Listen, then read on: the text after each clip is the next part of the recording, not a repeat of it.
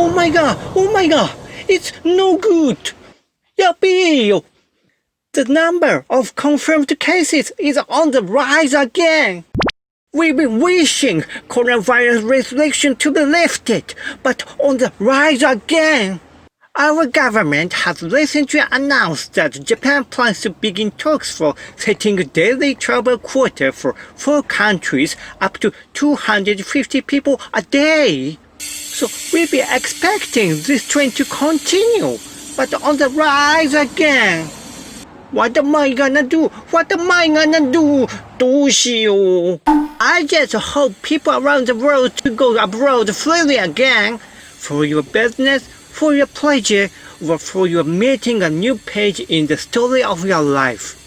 Just as I did before.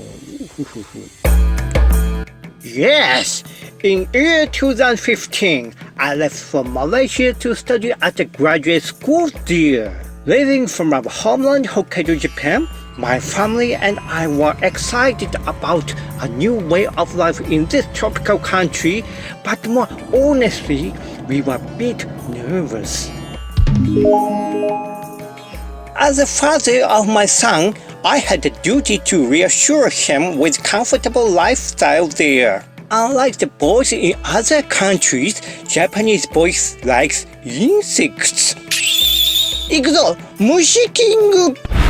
Actually, he also likes insects, especially stag beetles.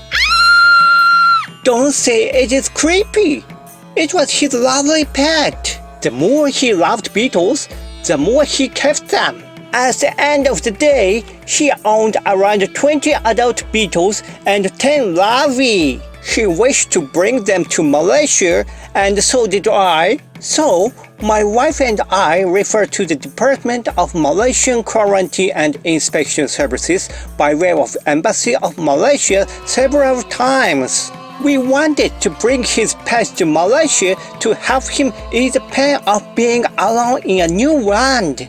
But we had to conclude that there was no way we brought them to Malaysia for him. We had to ask our acquaintances to keep them until he goes back to Japan. That disappointed him and also unnerved him to stay in Malaysia.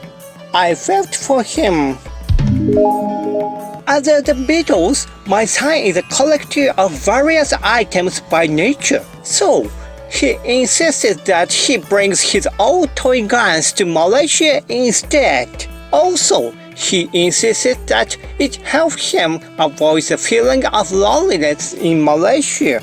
Just think, back in 2015, people around the world had a fear of terrorist attack. Also imagine how much it unnerved my wife and me to pack all his guns in one suitcase and pass through security screeners at KLIA even though they were all toys. No. Those non-Malaysians who wish to study at an educational institution in Malaysia for a certain period of time need to acquire a visa for single entry first. I was glad to receive the approval letter from my future graduate school, and then I applied for the single entry visa too. A few months later, the visa was issued with a stamp on my passport. I was overjoyed. Let's see, any welcome message here? What's this red one? Drag position is subject to capital punishment. Oh, it's written in Japanese of all things.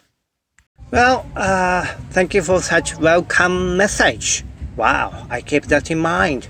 I've never even touched any illegal drugs though. But honestly, it was scary enough to think that what sort of life in this country would be waiting for us. 覚悟を決めましょう。 As a rule, in Malaysia, non-Malaysian people who are admitted to an educational institution need to be picked up by a staff of their institution. Actually, I had a bad feeling about it because the person in charge of me at the graduate school appeared to quit the job a few weeks ago. Oh, we finally arrived at KL International Airport. Wow, marvelous. Who's the guy in charge? Who's gonna pick me up? Can't see anyone anywhere. Oh, it's immigration office over there. Let's ask them. Nobody comes? Show me your approval letter, okay? Your school has no problem. Someone will come. You just wait here. Excuse me, nobody comes. No problem. Just sit and wait. I guess something is wrong. I have no phone here. Can you call my school on behalf of me? No problem. It's on the way. Excuse me. No problem. Excuse me. No problem. While panicking without any help by the office, I finally found a Malaysian who speaks Japanese, and he offered to help me to contact the school. In conclusion, nobody was supposed to come. The person in charge of me might not have taken over our work duties to a next person before she resigned. It was way over 2 hours after we arrived at the airport. We've finally been rescued out of the office. We are all exhausted at that time, but it's a good memory now. Actually, we had not owned any mobile phone for the first month in Malaysia. Without the car and without the phone, you can imagine how tough you lived through in Malaysia, right? But this was just a starter. Whenever we were in trouble and had to ask someone on the street for help, like, excuse me, I'm a Japanese coming from Malaysia a week ago. Can you help me? They were all were kind to our family and offered to help us. They trusted every situation that I was explaining, although we met for the first time just for the reason that I was Japanese. I couldn't thank them enough. Terima kasih, Malaysian friends. For your reference, my wife and I were thinking about something which could make up for his beetles while we were in Malaysia. So, during our stay in Malaysia, one day we went on a trip to Cameron Highlands and participated in a tour for insect collecting. Luckily, he collected several beetles. My wife and I were glad to see that my son was gratified as a result. やったぜ! We didn't know that there existed a land of everlasting spring like Cameron Highlands in this world before coming to Malaysia. It's really paradise, isn't it? I want to stay my rosy retirement here over a cup of boiled tea and strawberries. That's about it. By the way, these are photos of famous intellectuals widely known on Japanese TV. Can you guess what are common to them? In fact, they are all insect lovers.